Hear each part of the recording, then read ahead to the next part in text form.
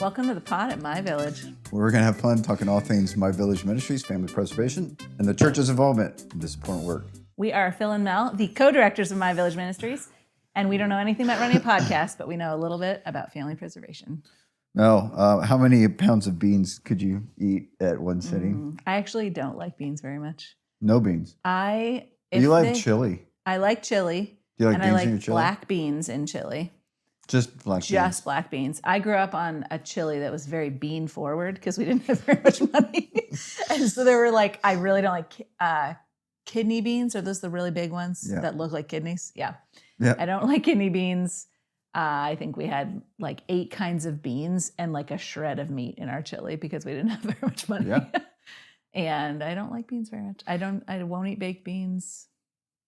I don't put beans on my Chipotle bowl. What about you? How many pounds of beans could you eat?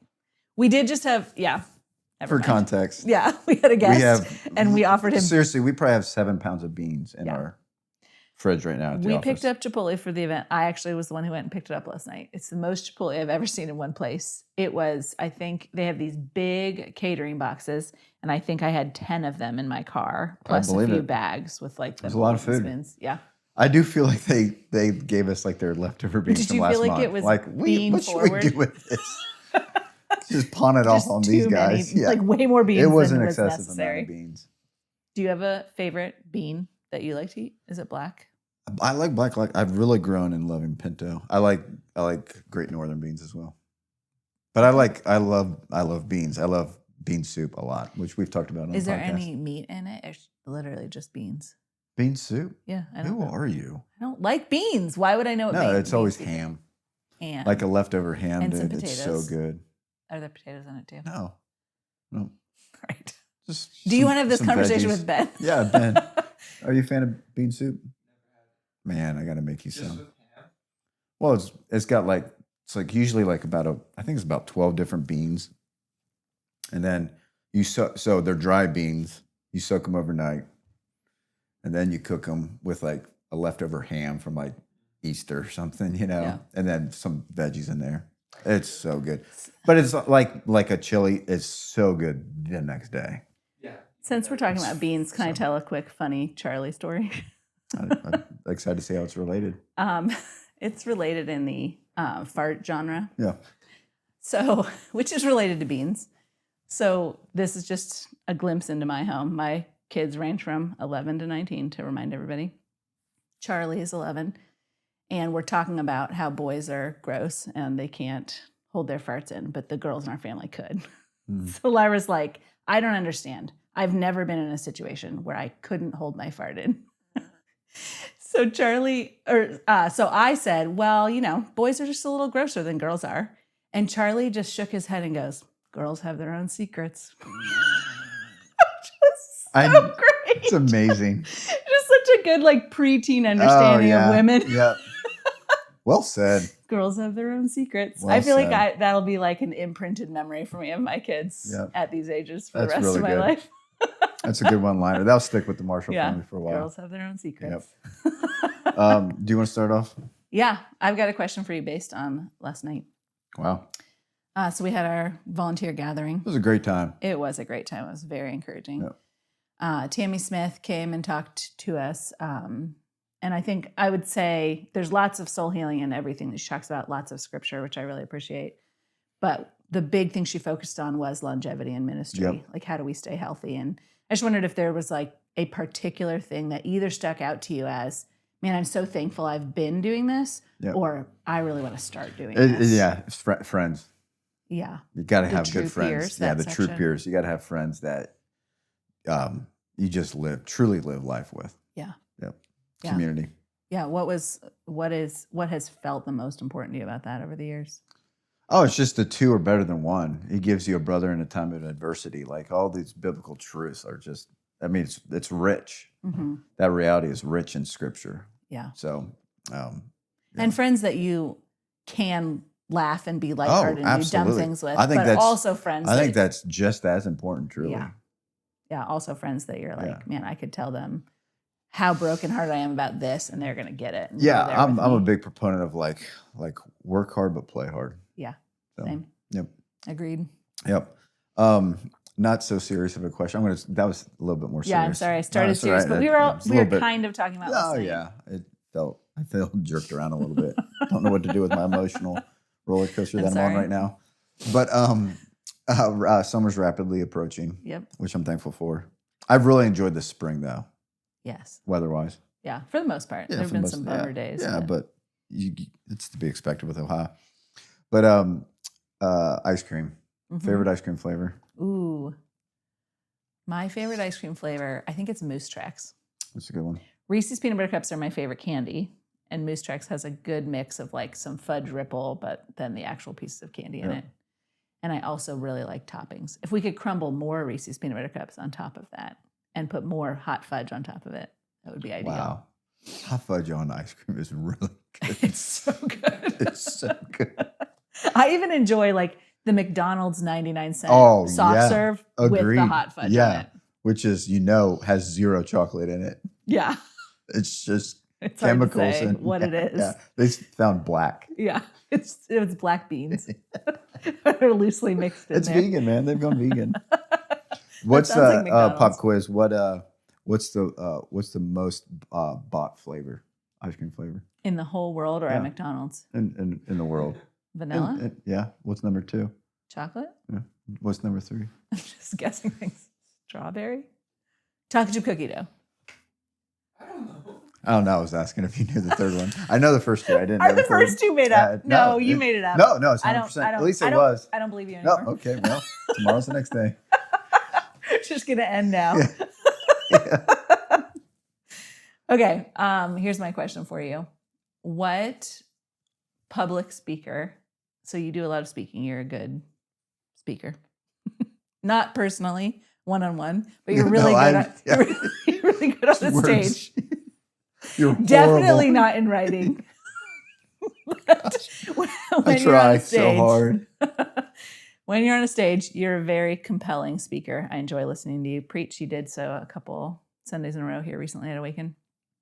What other public speaker, and so this doesn't mean they're your favorite public speaker, but like you feel like you would want to switch styles with. Does that make sense?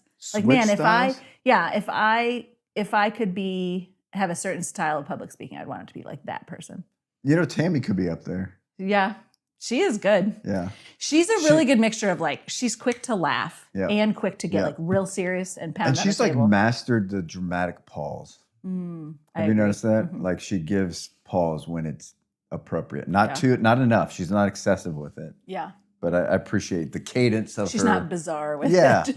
Just the cadence, the tempo, the variety is really solid. Obviously, she's crafted that over many years. Yes. So has done 1,000 times more speaking than us. So yeah. You'd make a good Tammy Smith.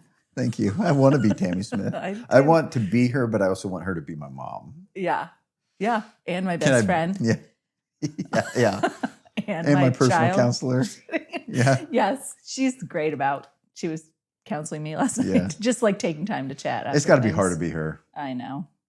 Anyone that knows her probably is like somewhat selfishly wanting her to give. Yeah. For her to give them like some. Do you think at some point feedback, some counsel? Like she wanted all of the love until a certain point of her life, and then it was like, please back off, guys. Yeah. Like I'm just too likable at this point. Yeah.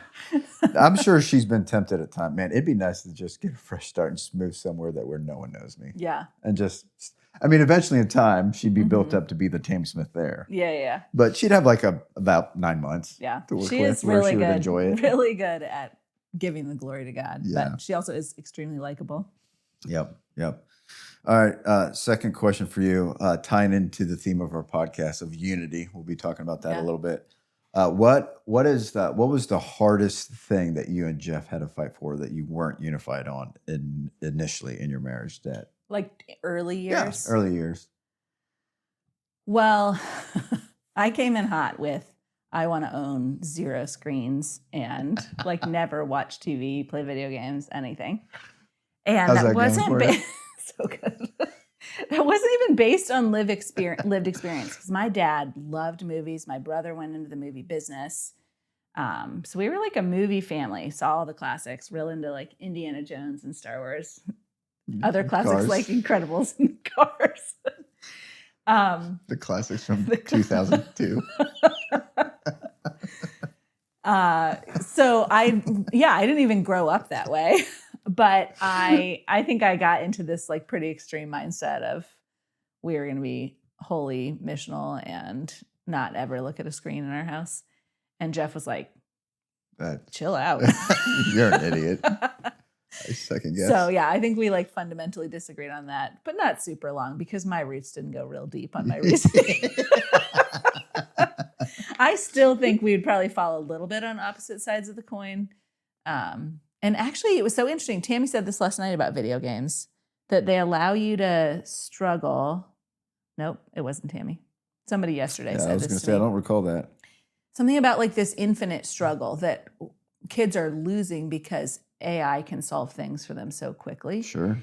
And so this idea that they could struggle and not solve, like you don't ever win, you just like stay in this struggle. I've also heard it said in other like TBRI courses that video games provide a safe place for kids to lose and keep going or get a no. And like there's some practicing there that happens in video games that I think is probably, video games are also extremely addictive. And there's a lot of dangers. And I'm sure all those that are making video games know this stuff. Yes. Yeah. How do we prey on like a good idea of this family playing Mario Kart together? That's good. Yeah. But yeah. So all that to say, screens were probably that's amazing. The biggest fundamental. I would not have guessed that about you. Not that you're addicted to screens, but I've heard you talk about before how you were a movie family. Yeah. So.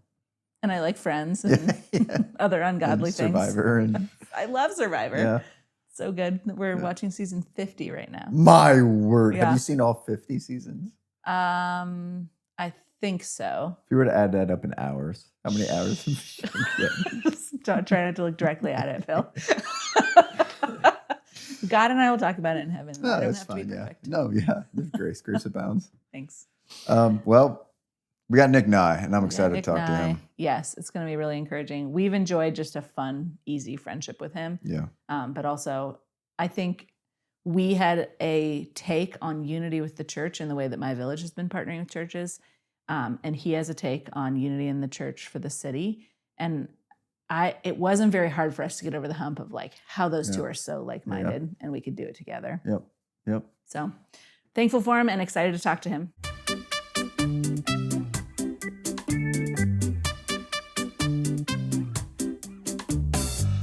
All right, welcome back, guys. We have the executive director. Is that your title? Not CEO? Because some orgs go with CEO. Right. I'm not ready for that. Okay. Yeah. You'll get promoted eventually. Promoted, yes. All right. The executive director for Columbus, Nick Nye. Nick, will you tell us a little bit about your family? And then we'll go into like all the millions of questions that Phil has prepared. Yes. So I'm married to Brittany Nye, and we've been married for almost 22 years. And got 4 awesome kids. I have 3 girls, 1 boy. One just went to college last year, and the second one is going to college this year. So we're losing half of our children to college. Gosh. In They're 1 only year. a grade apart? Yeah. Wow. Yeah. My youngest are that way. Yeah. It's tough. Like the head off to college is tough. It's so it's a tough. big change. There's so many days where like so emotional, just like our house, thinking of our house being so quiet and experiencing a lot of quiet with one gone. So I'm not ready for it. Yeah. Which in this season of life, which of your kids is your favorite? Great question. That doesn't mean they're your favorite of the course of their life, just right now. Well, if you pull any of them aside, they will all tell you that they're my favorite. Because I tell them that. Yeah. Yes. You know, all so the this time. is like an obvious joke in your home. Obvious you all joke. say Yes, I love them all. Mm-hmm. But I won't tell you who my actual favorite is. Yeah. On the off chance that they're one of the listeners of this podcast. Yes.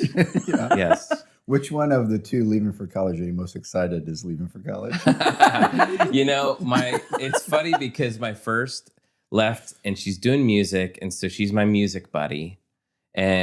But she's like a free spirit artist, fairly similar to me. Mm-hmm. And my second is very like organized. She's like, you don't have to tell her to do homework or to fill out a report or paper or whatever. She gets it done. Mm-hmm. And so like both sides of kind of the spectrum for us are like going to be gone, which is weird. Yeah. Are your younger two split the same way? Like one's more artistic, one's more organized? No, I think, yeah, they're so different. They're I mean, all you so guys probably different. experience this Yeah. with your kids. It's just like my third she's like, really girly, does nails, like, but kind of athletic. And my son, he's just like all boy. And, but I keep saying he's going to be like the best husband in the world because he's like been living with 3 He knows girls. how to. Yeah. He knows how to hold his own, but also knows, when not to push buttons and that kind of thing.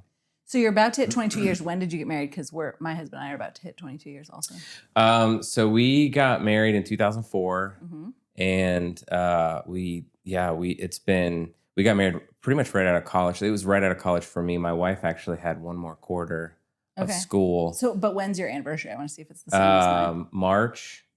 What are we in? March? Oh, May? so you just heard. We just had 20. Hit 22 or 21? Crap. This is an indictment on you. Crap. Wait, What is it? I Hang on, was help me married figure in this out. 2004. Okay. So you just hit 22 years in Yeah, March. you just hit 22 years. Yes. We'll be 22 years in August. Okay. So They're we've better been than you. So we've got a lot They of. are. Yeah. Could you give me some advice? Yeah. I can give What you do a lot of advice. What do you think you learned in 4 those? months jumpstart Yeah. of advice. I feel Well, like those they 4 are better months- than- Yeah, critical. Those 4 months were critical for us. I mean, we moved twice and In 4 months? yes. And you had 2 kids faster than we did. We had our first kid on our 2-year anniversary. Okay. Yeah, we had You guys hit the ground running. yeah, I guess we did. Yeah. I was doing seminary, and my wife had a job she didn't really like, and so it's like, hey, why not? Yeah. We're broke already, and That was our reason also. Yeah. We're already broke. Let's be more broke. Could we be more broke? I think so. yeah, but we're too dumb to know what to Yeah. do with that. Yeah. But But in then love. we're Dumb gonna and in be love. young Right. empty nesters. That's what I'm talking about. How old will you be when your youngest turns 18? Oh, don't ask me to do math. He's hated 100% I will of be my 50. questions so far. Oh, dude, Okay. that's so respectable. I'll Yeah. be 48. So you'll be younger than me. Just a baby parent. You're going to have Wow. another kid, though. If I do, I will adopt a 17-and-a-half-year-old. That'd be much easier. Yeah. And Hey, it's harder. needed. It is. I could picture us adopting again if the Lord brought exactly the right situation, but we're not looking for it. Yeah. Yeah. We're happy with our full nest of 5. Wow. Yeah, that's pretty full. Yeah. It's not really different than 4, though. Is it?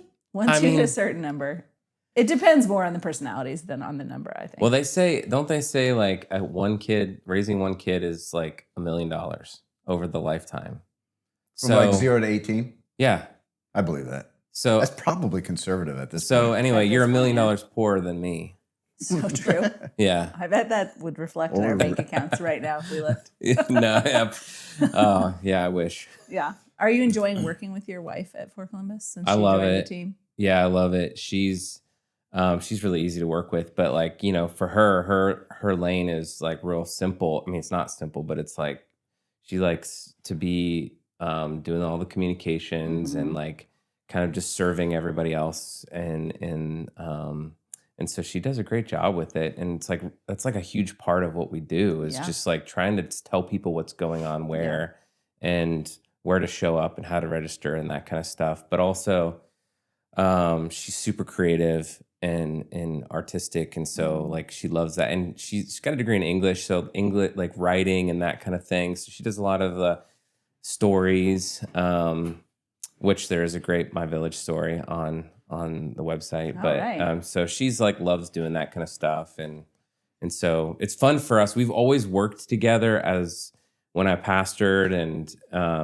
even when she didn't have there's seasons she didn't really have a title, seasons she did, but we've always worked together, and so it's nice to like kind of officially be partnered up. Yeah. Was there any Go for it. hesitancy like Oh yeah. to working together?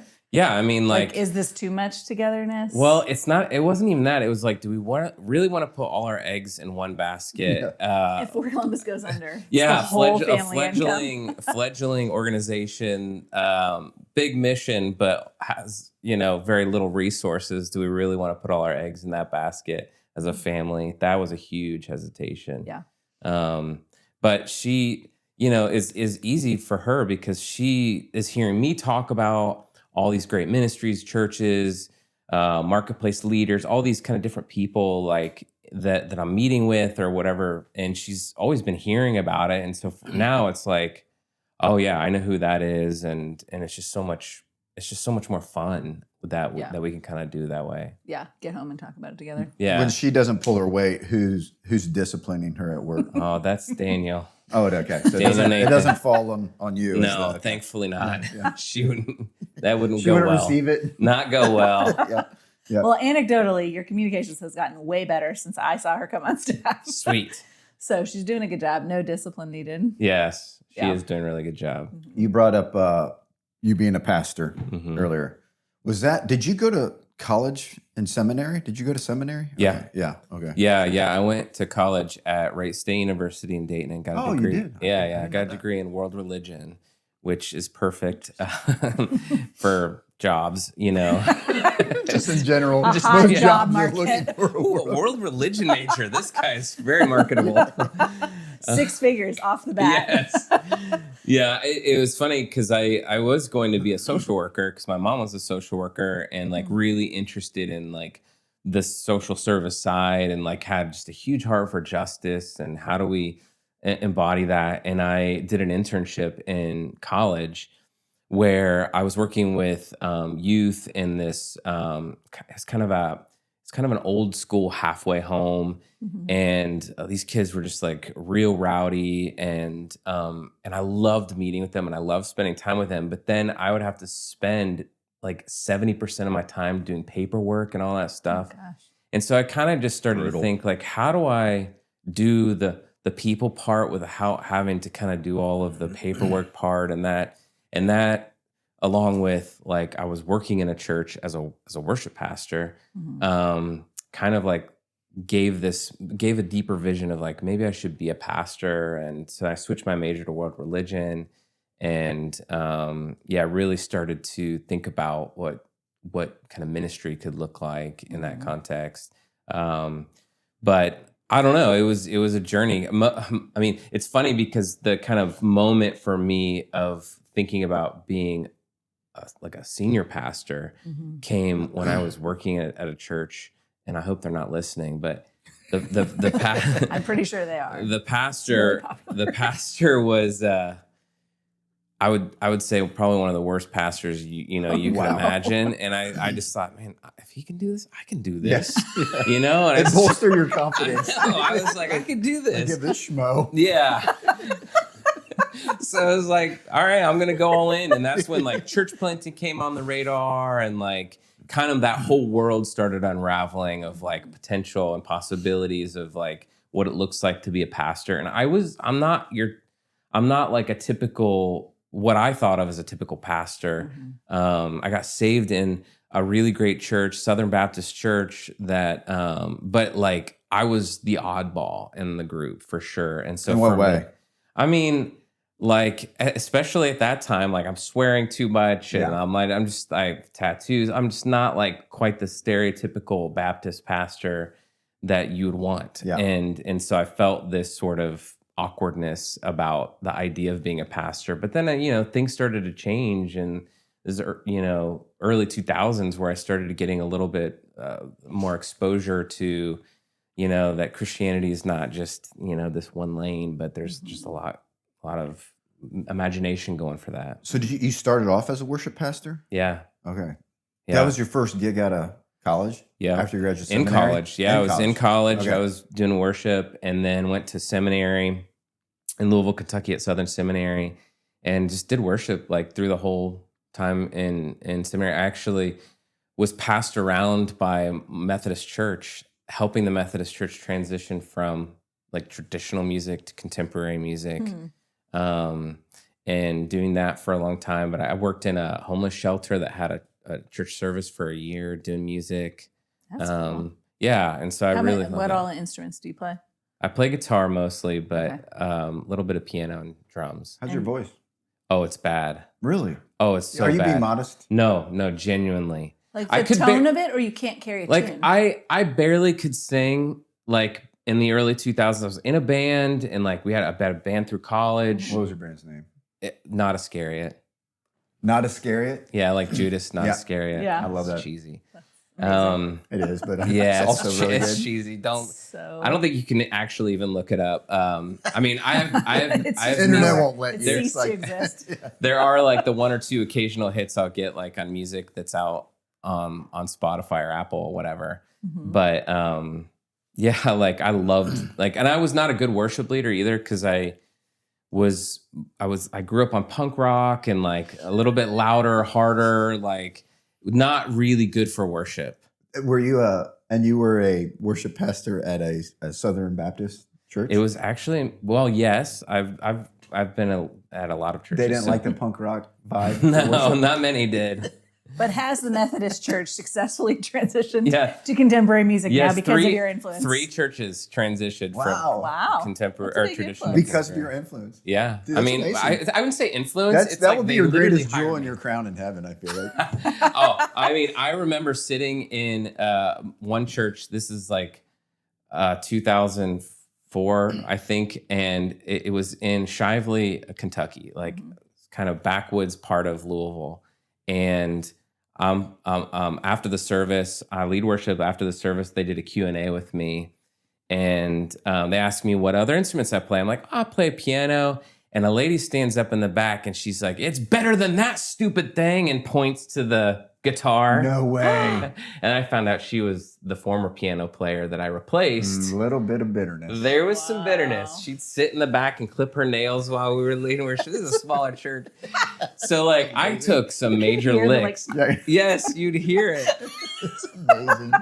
So you were a head pastor at Veritas, right? Yes. Yeah. Was that the title that you had? head there? pastor? Was it? No, Okay. it was just lead pastor. Lead pastor, okay. Yeah. Um, I like head pastor yeah. though. Okay. Was that your first lead pastor role? Yes. Okay. Yep. Yeah. So I did like a residency in Louisville at a church plant that we were part of, and we were planted out of that church to start Veritas in 2007. And so, yeah, it was like, yeah, it was all the things like I thought I knew because of being around bad pastors and good pastors. And then I get to to actually doing it, and I just realized I don't know at all what I'm doing. Yeah. And then after that, then you head out to New York to pastor for Right. a while, right? Yep. That was And then- after Veritas? Yep. Oh. 2017 moved. Was that to New with York. John Tyson and some? No, just friends. Is that where you met him then when you moved out there? Or did you know him before? No, that? I knew him before. Yeah, because of the Veritas had this model where we were doing multi-congregations, and it wasn't quite multi-site, with videos, or Yeah. it was a little less control. And we were always out like, who else is doing this? Because we feel like we're doing it all wrong. And so everybody we talked to was like, you need to talk to John Tyson. And this is, before he was doing all the stuff he's doing now. But so I called him and like, give me everything. And everything seemed to be perfect for them. And I'm like, man, things are not perfect for us. Like we're struggling to figure out how do we, authority and responsibility and control and, delegation, all that was just very complex over 4 congregations.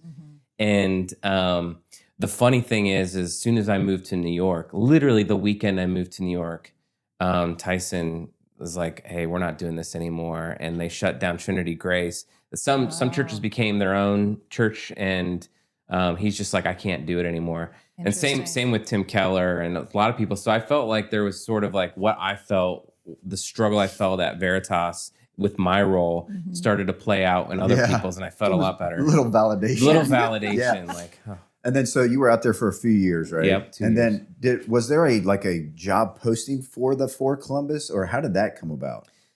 Well, I was already involved with Catalyst for Columbus and Pray for Columbus, and Mission Columbus. When you were here? When I was or here. Before you moved to New York? Yeah, before I moved to New York, Veritas was always, I was always interested in like what's God doing across the whole city. And we were actually, this is 2011, we were reading a book called To Transform a City by Eric Swanson, and who's since become like a great friend and mentor. And he kind of gave this vision of like flourishing in a city and what does a church mean to be for the city. But he started, stuff I was already resonating with, but he talked about it in sort of this unifying sense. It's not just a local congregation embodying all the flourishing that needs to happen, but kind of painted a picture of the whole church working as one. And it just like messed me up because I'm like, that resonated with me a lot. And so that's when I really... Can I ask why it resonated with you? Was there like was there an experience you had where you feel like there wasn't much of that, or what was it for you that really resonated? I think I just personally have this sort of insatiable desire and curiosity to be around different people doing different kinds of ministry. And so I was just always curious, like, tell me, like, what are you doing? Like, what's this angle? And so like, I just was, and then I became, because I'm a little, I don't know what this is in me, but just like, I love seeing how this fills a gap of what is missing over here, you know, with this church, and making those connections happen, and just always really like loved networking. Just the networking, connecting, and just seeing what God's doing all around the city. Especially in that point of time, like we were, you know, in the short north was going through like massive transition. You know, our church had people from Milo Grogan, from Italian Village, from all over the city, and it was going through this like period where it was becoming like this sort of moving even beyond that sort of hipster phase of the artist phase and into like this sort of bougie, very expensive place in the city to live. And so because of that, all those changes, like I spent a lot of time with other like smaller Black churches and nonprofits who were doing ministry in Wyland Park, and just really loved kind of like connecting those things that we couldn't do on our own. Yeah, it's good. But I should say though, the moment came when I was in New York City. I was in a meeting with Tim Keller, name dropping, but like Tim Keller, Alan Hirsch, these great leaders who I loved and respect a lot. And they're talking about New York City and movement work and like, what does it look like to build this network here in New York City? And the whole time I'm thinking about Columbus. And so when I left that meeting, I called some marketplace leaders here in the city that were doing some great work, Scott Mallory and Kevin Dudley. And like downloading, hey, Tim Keller just said this, you know, Alan, you know, it's like these great meetings we just had. And eventually they're like, would you move back and like do this as a job? Which was really disorienting for me because I've been doing pastoring for so long, and kind of the thought of coming in and being like a parachurch guy, like I don't know what that means. And it was kind of a challenge. But then COVID came, of course, and so that kind of exacerbated. When did you start? Yeah, what year? 2019. Yeah. So there was a foundation laid with the efforts of For Columbus. Was it named For Columbus at that time when you came in? No, it was Catalyst for Columbus is when I came in. Yeah. So there was a foundation that was laid. And so you came in. What did they, like, those that hired you, the board, what was their exhortation to you as a new leader coming in with these efforts? I think there was a lot of, we know that city reaching, city movement, there's a lot of different words, you know, used, that kind of stuff. This gospel city movement needs to happen. A lot of our board went to Movement Day in New York City, which is a big kind of global gathering of city movement types of people. They didn't quite know what it looked like. So a lot of it was just giving me, Gerald Murphy was a part of this. Jean Paul was a part of this. There's just a handful of us, Kevin Dudley, Scott Mallory, there's others. We were all kind of like given a ton of freedom to sort of figure it out.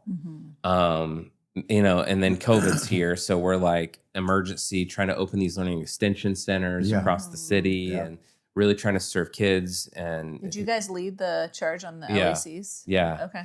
Yeah. So we were kind of behind the scenes working with the Dream Center. And I mean, we put that together in like 30 hours. It was just like a crazy work, and raised a lot of money to get computers before people had computers everywhere. And we took advantage of the MVM. Did you know we did an LEC?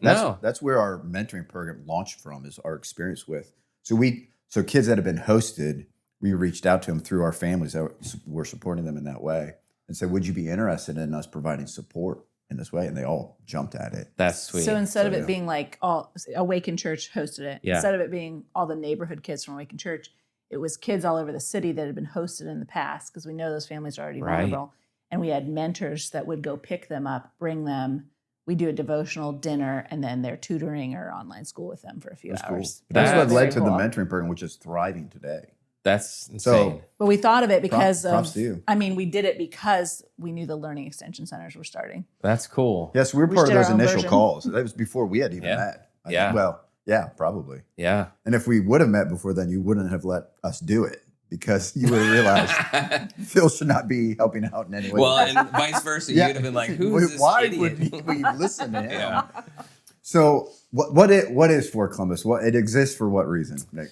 Yeah, I mean, we want to unify the church to be for the city. It's super simple. And, we really kind of carry this burden of asking, like, what does it mean to be the Church of Columbus, capital C, Church of Columbus? We know throughout Scripture, the New Testament is written to the church in Ephesus, the church in Corinth. These sort of rebukes are written to the church of Laodicea and John in Revelation. And so we just ask, like, what is the Church of Columbus, and how, like, and in some ways take a little bit of a church planting approach. It's like, how do you plant the Church of Columbus? How do you build infrastructure, gatherings, small groups, kind of translate all of that into a way that's actually empowering the church and working with the church and like congregational church? Or and then how do you work with nonprofits that are kind of the hands and the feet of the church, in many unique kind of specific callings, or all these kingdom-minded marketplace people? Like, how do you kind of rally them together? And those kind of became like our sort of audience of like, how do we bring these three spheres into this ecosystem of being the Church of Columbus? So you use the word unify. I love that word. It's a word you use a lot. If you go to any For Columbus event, you're going to hear about unity, which I love. And I would say we've grown in our affection towards that. Not that we didn't want that, but we've definitely grown in our affection towards it. So we give you a lot of credit in that, and For Columbus leading the charge in that way. Why is unity so important? I know it's such an elementary, simple question, but why is it? Like why are you convicted for the Church of Columbus to be unified? Yeah, I mean, okay, the pastor in me is like, theological conviction is the most important for me. It's like, okay, Jesus literally prays that we would be one, and then he gives the big henna clause, the so that. So he's praying that we would be one so that the world would know that he is Lord. And so for me, it's like, well, Jesus is saying that this is important. And then the entire New Testament seems like it's written with just this, how do we be one? Ephesians is like a prime example of this. Is like, Jew and Gentile now worshiping together. How do you do that? And how do you do it with all these different gifts of prophets and teachers, evangelists, all these things like working together? And so there's just constantly this theme throughout Scripture of like, what does unity look like? And the New Testament church put a lot of effort into working it out. And that's why Paul and Peter struggled with each other at times. That's why, the gospel to the Gentiles was so scathing to the early church, because that idea of unity, it just like in that way was not in their minds or hearts. And so translating that to today, like, I just am really, really convinced that, and if more of us could like find some space in our worlds, in our imagination, to actually get outside your denomination or get outside your sort of organizational mission, and work with other people. I mean, there's so much proof in like, okay, there's better health in leaders because you're not doing it alone. There's better ideas and more innovative ideas because you're like bouncing off of a lot of different places. There's obviously power in just working together, like, coming together as different ministries and saying we could do something more together than we can do alone. Yeah. And so, I mean, there's, theological and there's practical stuff that I think is just so valuable. Yeah. One thing I've really appreciated that I've seen firsthand through the efforts of For Columbus and fighting for unity and collaboration, working together, is this call to care for the welfare of our city. Yeah. When we are unified, we are more fruitful in living that out. Totally. In my opinion, and obviously in your opinion. What are the, You know, it's interesting because the Lord really laid this on my heart about 6 weeks ago when you both actually got a prophetic word. Mm. And as you were getting a prophetic word, and we prayed together afterwards, the idea of effort. We're in Ephesians where it says, make every effort to keep the unity of the Spirit through the bonds of peace. The Lord really did. The Spirit laid that heavily on my heart about you, realizing the amount of effort. You've been faithful in the effort. And so I want to focus more on the effort piece as opposed to just to the markers of unity. What are the markers of effort that are indicators to you that there's a fight towards unity within a church, within the Christians, whatever comes to mind? What are those markers of effort? Oh, that's so good and rich. I think the one thing that just comes to mind is the behind the scenes stuff that never gets on any report or I can't post about. And an example of this came after, I'll just say, like a major political decision in our country. And I spent the entire day on the phone with just several Black pastors in the city that were just like shocked that the evangelical church would embrace some ideologies. And I'm on the phone just walking it through for the whole day. And I didn't have it on my radar. And just the frustration behind just like, I don't know if I believe in unity and that kind of thing. But for me, just kind of like begging, hang on. Like, you know, like there's problems on both sides politically, or I know there's so much racism and I know there's so much like poverty and there's all kinds of stuff that's still broken, but keep fighting for that. And just like those efforts like that are really, really hard. And I've spent a lot of time it's like on the front end of just trying to convince people that unity is like God's idea and not just like me as a nonprofit guy or whatever coming around waving that flag. That's God's idea, but also like the maintaining and the effort of just like hanging on. I know it's not perfect. Like nothing is, and there's a lot of frustration. We do these gatherings and the gatherings are great, but they're kind of just like the tip of the iceberg in a lot of ways of like the, every day, like the follow through and like connecting this dot and that dot and trying to build these networks where people can like really find a place to anchor in and that kind of stuff, which is the real effort. Give us like a test. You want to? I think anything that you see God putting a big emphasis on, the enemy's going to put an equally big emphasis on pulling that apart. And unity is a really good example of that. Totally. The enemy has been working for centuries to pull apart the unity of the church. So what are, like, as you put in this effort in this fight here in Columbus, where do you see him going to equal work? Like, what are the things people are saying where they're not bought into it, or the things you see the enemy doing that just erode that unity that Fort Columbus is fighting for? I think that is a great question. And I see just still a ton of division and pain, especially between the Black church and the white church. And I just, it's not going to go away. It's just going to kind of constantly be there. And I think that's a huge thing. I actually think another big area I see a lot of tension is sort of with the big church versus the small church. The congregation stuff, like there's, meeting with a lot of pastors right now who just feel so discouraged while they see other churches like just flourishing, or at least in their mind, it's flourishing and growing or whatever. And they're just fledgling. So it just creates so much like angst and anxiety. And I will say a lot of that is rooted in scarcity, anxiety, a lot of the stuff we know, but it's just like, it's like real. Like a heart of comparison. Yeah, the comparison stuff and, the sort of, competitor of that will feel like too overwhelming for some, and they're just like, I'm done. Yeah. And they just bow out of the whole thing as a whole. Yep. So when we come to those big events like the One City Summit, do you feel like that's hard to battle against, that everybody's coming into this space and they're comparing each other in ways that aren't necessarily healthy. Yeah. Yeah. And I always think like a lot of times in the room, usually if you can get into the room, it's not that bad. Yeah.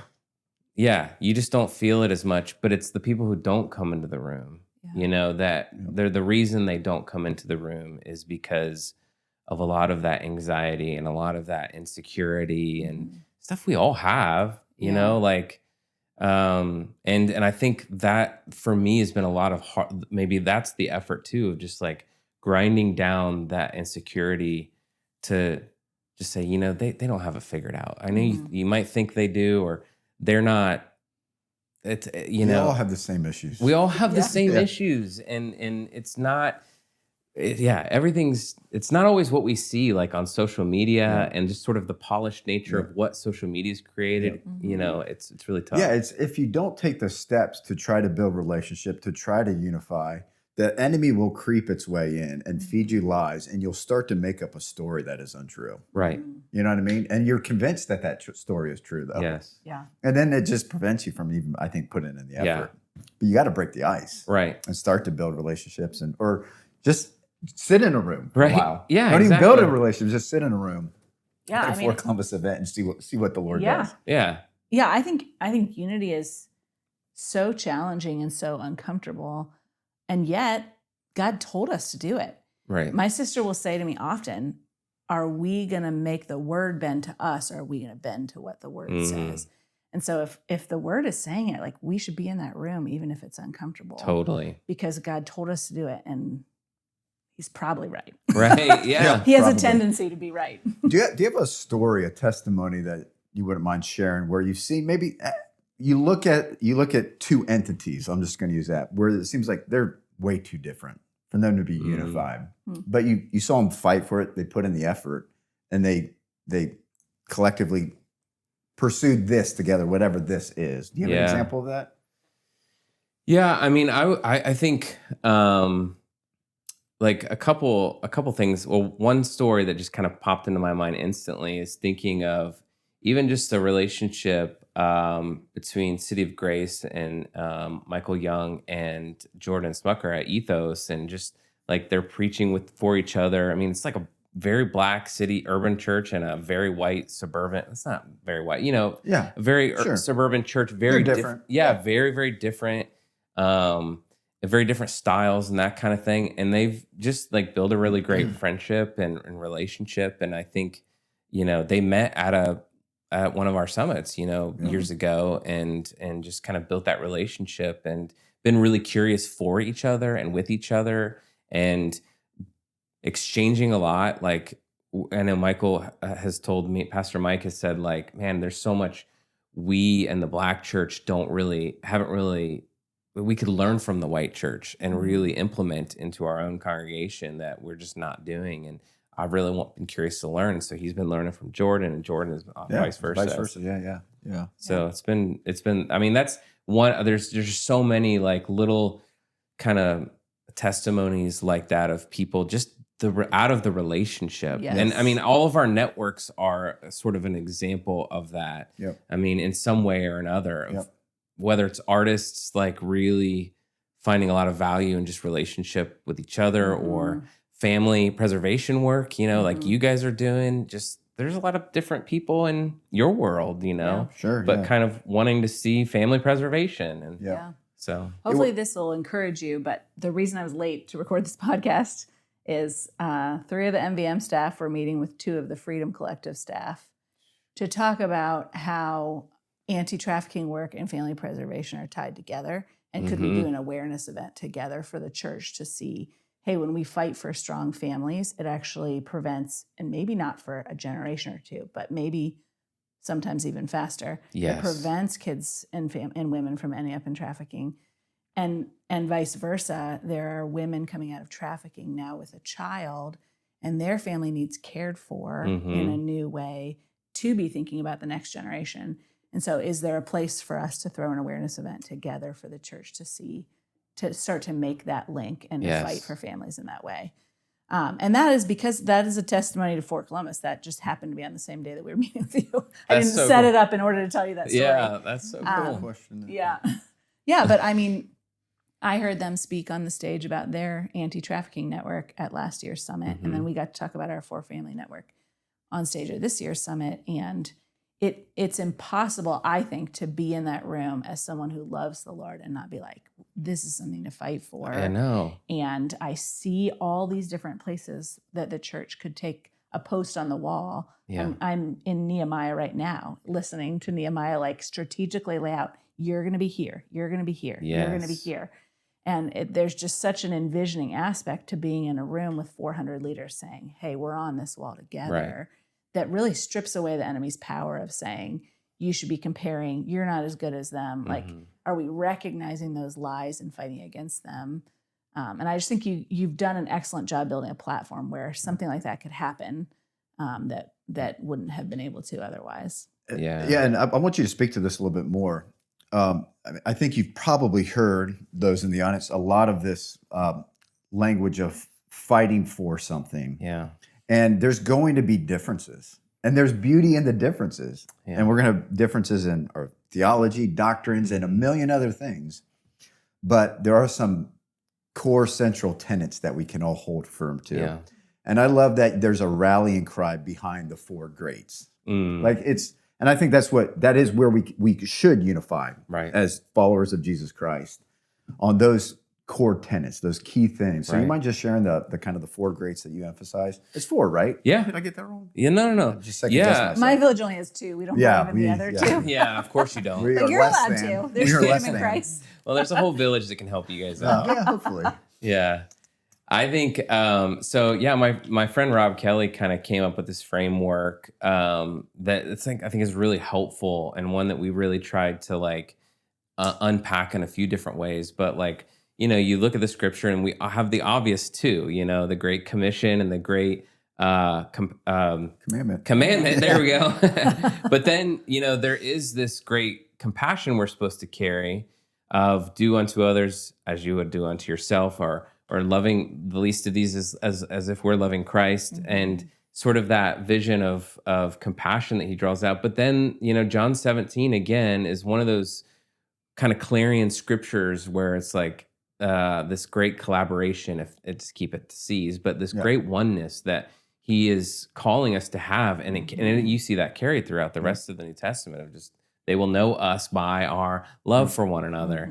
And so, yeah, we've tried to see that as a framework for us where, okay, those first three are being done in the work, but like who's kind of holding the line for the fourth one of the great collaboration of like really getting to work together. And I'll add like one of the decisions we had early on in this kind of effort is it really was a painful decision because I felt like I was seeing two paths that we could take. One was like, okay, we could kind of pick an area of the city and just say, we are going to be an organization that's geared around that work. And I saw this in sort of city movements all around, Chicago. There was a massive issue of gun violence. So it became like, we're going to start Together Together Chicago. There is a Together Nashville, but Together Chicago. That's Together Nashville's not in Chicago. It is though. not. Okay. No. Yeah. Just for clarity. Yeah, it's weird. I know. Yeah. You'd think, but their kind of focus is reducing gun violence, and that's part of the founder story. It's like great, and they're rallying tons of churches and seeing a lot of unity at work and are focused around that. So we could have picked a lane and said we're gonna do whatever, and probably saw a lot of unity and work around that.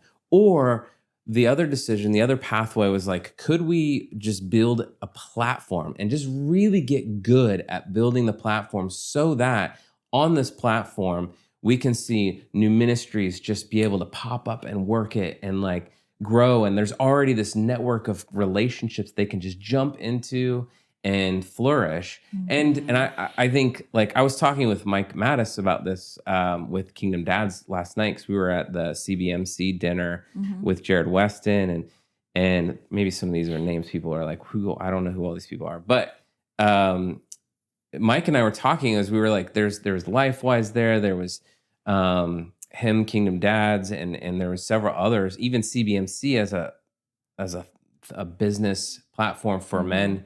We're all looking at this and like some of these didn't exist several years ago.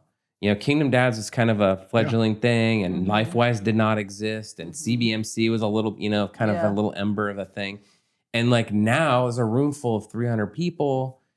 And My Village Ministry is an example of that too. It's just like there's just like God is just raising up right now. And the idea for us was the platform would be a better space behind the scenes where My Village can flourish, Kingdom Dads can flourish, and there can be relationship with each other and help each other. Yeah. And so we just chose that path, but that path is way harder in some ways because people are going to say, well, what do you actually do? What does Fort Columbus actually do? Yeah. And Hopefully people are testifying to that though as they flourish within Fort Columbus. yeah, we're seeing more of that. It's easy Yeah. for us to testify to, and so I assume it is for a lot of people. Yeah. Well, I think to go along with that, one way that I think you have put in a lot of effort as Fort Columbus to bring collaboration and unity is through the networks. Yeah. And so you might just kind of give it a plug for networks. What's the heart behind it? What's the big win that you hope to see come out of them? Yeah. Yeah. I mean, our 3 C's are connect, collaborate, and catalyze. And so we kind of like, that's like our sort of DNA, you know, it's catchy and all that stuff. And we really wanted to see that happen in smaller spaces. So we started to say, okay, how can we get the right leaders in the right rooms to have the right conversation about how to impact their communities? And so the big room's great, kind of a pep rally for Jesus all together. And that's not a full expression of unity. That's one, but it's like, how do we get kind of people working these who have a similar passion and want to kind of put their hands to the plow to do something for the city into the right rooms? And really, this idea was started by Tyler Flynn with Mission Columbus, and Wally Martinson really amplified this with Mission Increase. And so we kind of just like riffed off that in the early days of developing, because they had multiple networks kind of going for youth and for anti-human trafficking and marketplace leaders and kind of these different networks already going, but they didn't have a lot of like, how do we collaborate and what do we catalyze? And so we've been kind of in this next phase of saying, okay, one thing to get people in the room, it's another to train them in how to like do work together. And then we're kind of entered now this third phase where we're trying to build resources to put into those networks so that 4 families could have $50,000 to as sort of a bucket of money where it's multiple orgs having some kind of bucket to work with to do work together, you know, to put on that sort of conference on like how does family preservation and how does anti-human trafficking fit together? Massive piece of awareness that needs to be developed. Yeah. So we're trying to build resources to put into those spaces right now. Yeah, that's very cool. So it involves training, it involves fundraising, it involves awareness. We've spent a lot of time working with donors to like help them reimagine. You know, like most donors think, well, they rescue people, I'll give to them, or they serve macaroni, we'll give to them. But like the platform, the operating system, nobody thinks about that. Yeah. You know, we've really grown to see the value of working well together, specifically in the spaces where it's like your area you're focusing on. Yeah. And we've seen this a lot with pregnancy centers. You know, we partner with them well, Kathy and PDHC. You know, we've been working really well together. And it's really been cool to see the fruit of that as we co-labor together, focusing on one family at a time together, what the Lord does in and through that. Because, I mean, there's a million things I could talk about, but as we've started this 4 family network, you know, it's been less than a year. That we kind of officially started. You're really beginning to see this heartbeat to grow towards how do we truly serve together. And not that there was competition, but there was just a lack of collaboration. And I know there's not anything tangible or practical you can like define as I say this, or even see or visualize. But I just believe that as we fight for unity towards the same causes of Christ, the Lord's going to honor it. Yeah. You know, you can't like put like a specific, Yeah. you can't touch it, you can't feel it, Mm-hmm. but the Lord will bless it. Yeah. Because it's in his word. Right. I mean, it's like the passages you brought up. Yes. And I think what you're seeing is an excitement to do that in our Totally. 4-family network. And so just thank you for putting the efforts in to make those networks happen. Oh, I'm so glad. Yeah. I'd love to hear like what's your thing that's getting you really excited about next? And there's two things I'm thinking of. A,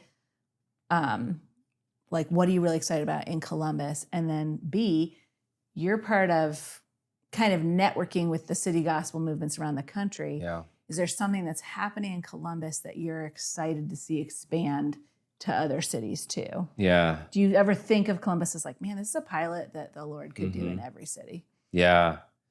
Like just locally, I'm like really, there's just multiple things I'm just constantly running from room to room, God, like blown away by God's grace. Like we're piloting some like really cool stuff with our good housing network, the affordable housing network, Yeah. and That's exciting. getting to work with the city of Columbus and several CDCs and architects and developers, and really starting to like kind of come up with some plans to like advance how the church responds to the housing crisis in the city. And the people in the room are just so smart. And like it's funny because I went to the room and I did this a little bit with the family network where it's like, I don't know anything about this stuff.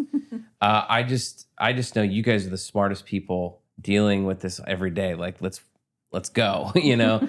And those like Kim Stans and Janine Hooks have like really taken that to this whole another level of beauty and work. Also, I'm really excited about like our pastoral residency with Rich Nathan, and just being able to have just a seasoned pastor kind of in this prime year of like not quite retired and like tons of wisdom, like pouring into the next generation of pastors in our city. Love it. Yeah. That's good. Yeah, I'm just really excited to see that. But I'll say nationally and even globally, this thing is like evolving in this wild way where more and more people are starting to ask these bigger kind of questions on how do we work. I mean, the Pope's kind of mentioned that as one of his priorities of seeing in the Catholic Church. And we some of our team just had a retreat with a bunch of Catholics in that came from all around the U.S. that wanted to learn from For Columbus of like how we're doing this, and vice versa. We're wanting to learn from them. And so we basically formed this coalition called the Every City Collaborative across the North America and South America as well, but where we're really trying to work to build a credibility with our space. Like just most people don't have, they don't think about this when they think about a mission or ministry. There's some credibility, we're trying to bring capital. There's another C word. Wow. To the space where we're trying to raise money.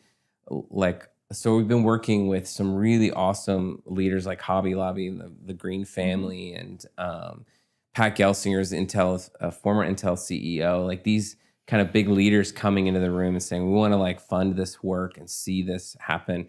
And we've gone from seeing like, 30 city movements to like 110 now, like going. And it's when you say we, who's running that infrastructure? The we is like a general, like, are you also the American in charge population of, people. Yeah. It's happened. But like, it's been like really intentional. Like yesterday I was just on the phone trying to help Chattanooga launch For Chattanooga. I mean, we've seen For New York City and For Kalamazoo, Michigan just launched a few years ago, For Cincinnati, For Cleveland, all these kind of groups kind of raised up, and we've become this foolish model. I don't know, like it's like we're like one step ahead, but barely, you know, and trying to tell people what you shouldn't do, and so it's been interesting to be this sort of working model and trying to figure it out and trying to help some other cities, but we're like trying to figure it out ourselves, and it's like real exciting. Yeah, that's really cool. So what percentage of your time are you focusing on for Columbus, and what percentage is like, I'm starting for Chattanooga and for Kalamazoo, and I mean, like, how do you splice that out? That's hard too. I mean, honestly, I don't spend a lot of time doing like helping the other city movements. I did last year a lot. Like I coached about 30 different cities in just like a couple hours a month kind of thing, in a Zoom call with the City Leaders Collective. And I've been trying to just take phone calls here and there and text, lots of texting. But yeah, a lot of my energy is just like, we need to get this model going and working and right. And the thing is I've come to the conclusion that our model's never going to be right. And it's just, the part of this is like, we're working strategy, but we're also responding to the Spirit. I did not quite have on my, my strategy, several things that we're doing now, because it's just like somebody brings the right person, somebody brings the right donation, and we're able to kind of say that actually could really accelerate, and let's move in that direction. And that's what we do. Yeah, I mean, to go back to Nehemiah, he's like, we're going to ask the Lord for protection, and we're each going to pick up a sword. Exactly. Like, there is this wisdom to strategy and a complete dependence on the Lord. Yes, 100%. Yeah. Well, Nick, what's your favorite parachurch ministry out there in Columbus? Oh man, I would definitely say anything but my village ministry. Who's your favorite co-director? At my village? Yeah. Like, I can't. I mean, most people like me better, but I acknowledge that you like Phil better. No. Don't acknowledge that. Don't put words into my mouth. Well, we have a lot of unity amongst each other, you and me. I know. I love, like, it's a love-hate that we have. Is right. What I'm we saying. have to have. But Nick and I did receive prophecies on the same day. Yeah, you know, and I felt you left did out. Not. So no, it was actually really exciting for me to be an observer. You were literally right in the middle. Yeah. Of hearing the words that were said, I felt like it was an encouraging. Yeah, it was interesting to be a kind of someone on the outside. In the least, for our audience out there, I hope that, I mean, I would encourage anyone to get plugged into For Columbus in a million different ways. Go to their website. But I'm just even thinking of like this idea of unity. Someone's listening to this thinking, man, I wish my family was more unified. I know. You know, I wish just my local church was more unified, that we felt more together and fighting together for the causes of Christ. And then you could take it to the parachurch and the big church of Columbus. But just this idea of unity, I think, is untaught.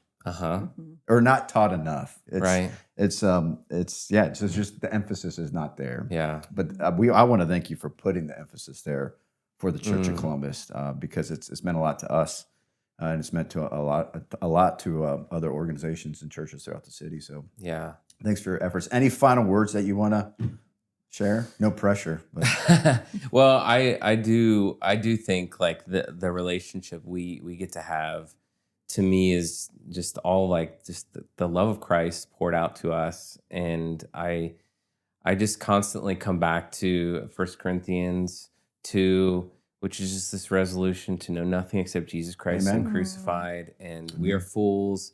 We are, we don't come with eloquent words of wisdom. We don't, all of that. And I think at the end of the day, that's the very place that I think the Lord wants to start bringing us into the space of like, okay, let's just limp through life together and love one another. It's just so much more fun. Yep. Love's a lot better than hate. Yes. It's lighter. And we are here for the fun. Mostly, so you guys are so fun.